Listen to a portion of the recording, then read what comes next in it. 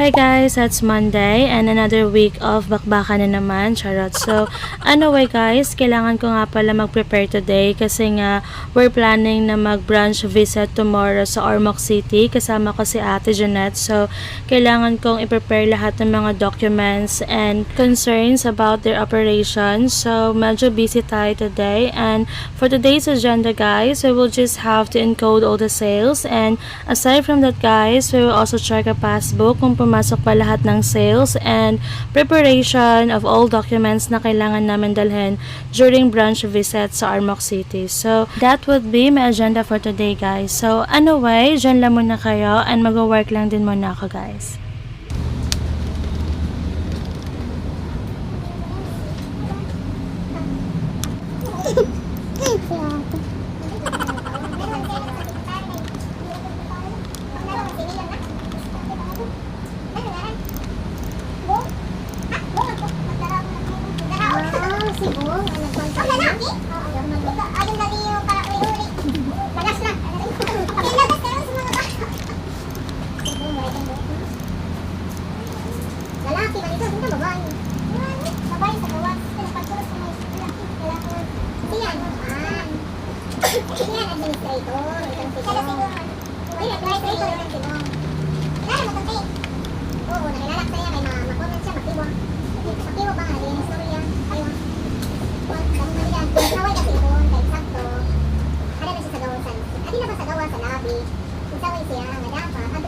Administrator ka, act like an administrator, dili kay ada wala pa yan pag mo mga pakaji o sa gawa. Patay ni sige ani asawa, mawan principal sa kay sleeping. Asawa si Parina nga magtrabaho. Ito si Parina, half sister ito ni Rex. Isko ka orang kung saan